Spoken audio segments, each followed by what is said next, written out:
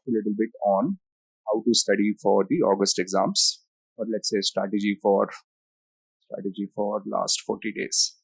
Right now, all of you are in different level of studies. So what I'm going to do is give you some sort of a checklist to work with. That these are the 3 things, these are the 5 things I finish, and then I feel reasonably confident.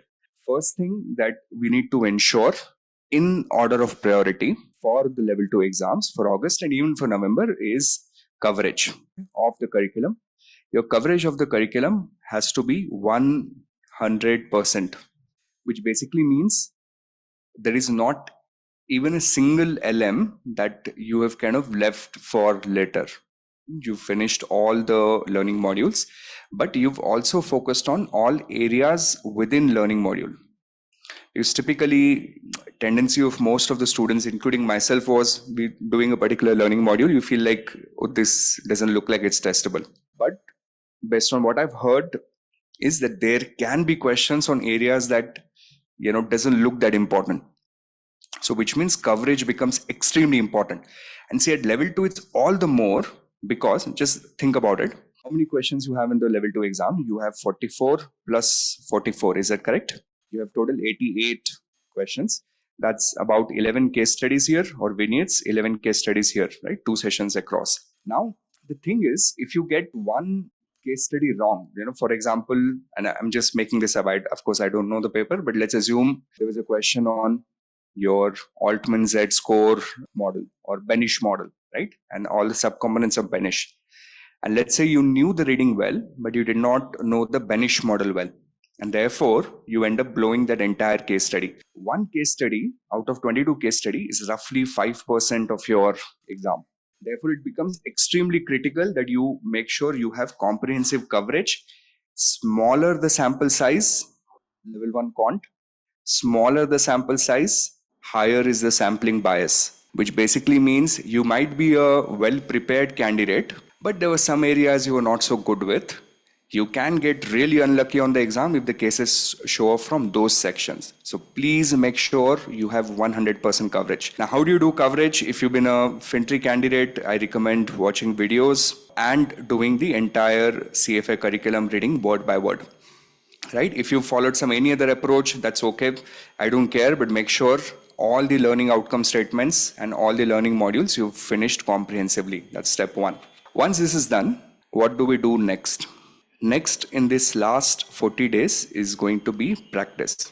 Now, what are the sources of good quality practice which is available? The most important, which all of you have been using, is the candidate resources. It's called Learning Ecosystem, right? Learning Ecosystem or Candidate Resources, the portal on the CFA website, Candidate Resources. My recommendation to you is to solve these questions twice, because these questions also include end of the chapter questions from CFA curriculum. These questions also include blue boxes. Is that correct? Learning Ecosystem gives you access to everything. इसको हम 2 बार solve करेंगे. We'll solve these questions at least twice. And when you're practicing them, here's a very smart way to do. You practice these questions once vertically. You practice these questions once horizontally. Okay, what do I mean by that? A vertical practice would be, let's assume that today we are revising FRA and you feel that, hey, I need to do some work on my FRA. I don't think I'm so strong with it. Then I will start with FRA practice and I will solve all questions which are available on FRA, and it might take me maybe half a day, it might take me one entire day. I'll devote the entire time to it.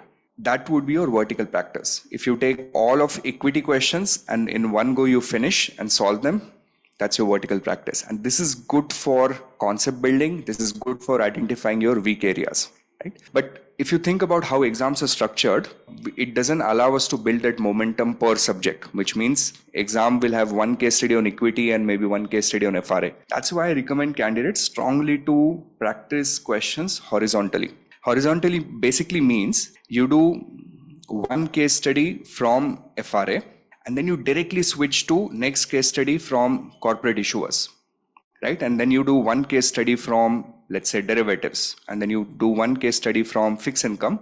You finish all the 10 subjects, you do that circuit, and then you repeat that again, and then you repeat that again. What this will do is it will force you to switch thinking from one subject to another, to another, to another, the way we do this on the exam. This comes in extremely handy. And someone recently told me on the CFA portal, they have this game or software that allows you to do that, right? What is it called? Huh?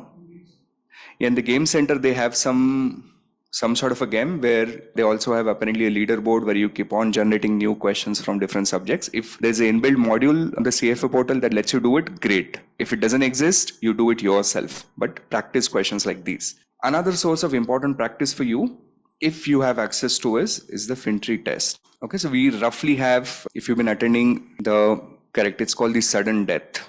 That's right. Sudden, it's inside the game center, Sarvesh. So let's use that then. If it's available, that's great. If you have access to FinTree test, do practice FinTree test, because FinTree test will ensure coverage on those smaller theoretical sections, right? This is your material. This is what you want to focus on a lot. You want to spend a lot of time practicing questions. Now, one very important trick here is when you're practicing questions, all the errors that you make, right? All the errors or all the mistakes that you're making, it's very critical that you spend some time on them. So generally, let's say you're practicing, today you ended up practicing maybe 30, 40 questions, you got 4 of them wrong. Now you take those 4 questions and you diagnose, like, why did I get these questions wrong? So maybe it could be something like, I just couldn't recall, right? And then it's a revision problem. And then you want to attack more on the revision side. But let's say it was something like, I did not know, right? I had no idea what bond market vigilantes were, for example. So then you need to go to curriculum, read those sections. Or at times a very common mistake people do is did not read the question carefully. Okay, and if you're one of those, because I used to have this problem. When I took level 1 and level 2 exams, one of the things that I used to do in mocks is I used to anticipate the question, like read the first 2 lines and then think, okay, this is the question. And then in the moment trying to solve them faster is to make a lot of errors. So please make sure the type of errors that you're making, in fact, there's no harm in making a note of them somewhere. This is what I tend to forget. This is what I need to remember. This is your gold mine. Because see, the whole idea of practicing questions is, if you already know something well and you solved it, there is nothing that new that you learned, right? The benefit of question solving is it helps you identify what you do not know well. So that's the area that you want to focus on a lot. The third thing that you want to do, again in order of importance, is practicing mock exams. Okay, in general, the rule with mocks is the more number of mocks you practice, the better it is. Okay, so there is no such thing as bad practice. You can, whatever mocks you can get access to, you try and practice as many as you can. On the FinTree portal for August 2024, we've rewriting all the mocks. We will be providing a total of 7. So we'll have a total of 7 mocks on the FinTree portal. So if you want to write them, please write them. We've started rewriting. These mocks are different than what they were available for the previous season. We're spending a lot of time based on our understanding of what we think are potential testable areas. Right? So please make sure you write all the FinTree mocks if you have access to them. And after FinTree mocks, you want to spend some time on the CFAI mocks. Right, so let's assume you have access to these. So you have 7 plus 2, you have total of 9 mocks available at your disposal. That's, I think, a good practice. The way to space these mocks, like as in, if you have a question of, hey, when do you think is a good idea to write? Maybe your first mock you can write once you've finished entire curriculum, even if you've not revised, right? And the way to do this is you write your first mock and then you give yourself a 2 to 3 days break. But what you do in this break is you basically work on your weak areas. How do you identify your weak areas? Based on the results of this mock. So let's say you did not score well in economics, then you spend a lot of time doing vertical practice on economics. You did not score well in derivatives, you do vertical practice on derivatives. So you take those 2-3 days. If required, you go back to curriculum. If required, you go and watch videos again. Then you write your second mock, right? And this time around, maybe you cut down the break to just 2 days. And then you write your third mock, and then maybe you just need 1 day break. And then you write your fourth mock. And this is how you slowly build momentum as you're leading up to the exams. Based on my experience of being with CFA candidate now for about 15 years, we've experimented a lot of different models of, up to what time should I keep on writing the exams. And now I'm of the conclusion that let's assume your exam happens to be on, what is your date, Krishna? 2028. So your exam, let's assume hypothetically, is on 28th. Okay. If I were you, knowing what I know today, I would actually line up a mock on 26th as well. So this would be the day where I would do my last mock. And generally, you can save one of the CFA mocks. The CFA provides you 2 of them. You save one of the mock that you've not touched before and you do it on the last day. In general, and it's a common knowledge, if you're a FinTree student, FinTree mocks are going to be substantially more difficult than how the actual CFA mocks are going to be, and maybe hopefully even the exams. So you do the FinTree mocks earlier, you go through the grind, and then as you approach the exams, you start writing the CFA mocks. The last one you can write 2 days before your exams.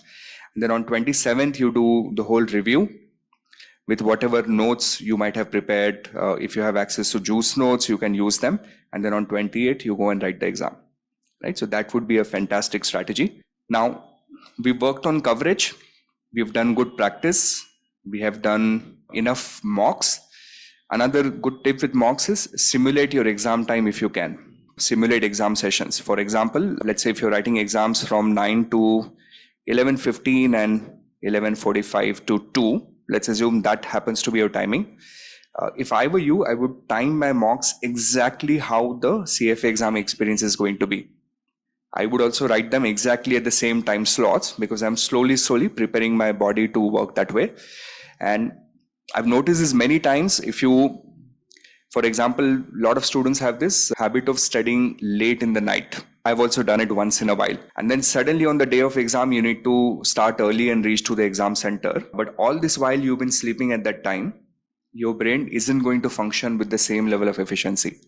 So a good idea is to kind of start your days early, especially if you're writing your exams in the earlier quadrant, and then make sure that you're doing a lot of practice and you're sitting in that blocks of 2 hours 15 minutes. So every study sitting window, right? We generally take some breaks, right?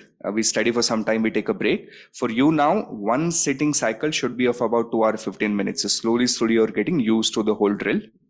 And then finally, the last piece is going to be this particular crash course or any other revision material. It doesn't have to be this, depending on whether you have access to it or not. But this particular crash course plus juice notes. Again, based on what I've heard from a lot of successful candidates is they spend a lot of time going through the juice notes and the crash course because that repetition component helps, right? Especially if you're reading these juice notes again and again and again, then at least a few points that you otherwise might have lost on the exam because you forgot, those points you would not lose. So make sure you make good use of this crash course as well as juice notes. And that's roughly my strategy for you in terms of what to do for next 30-40 days.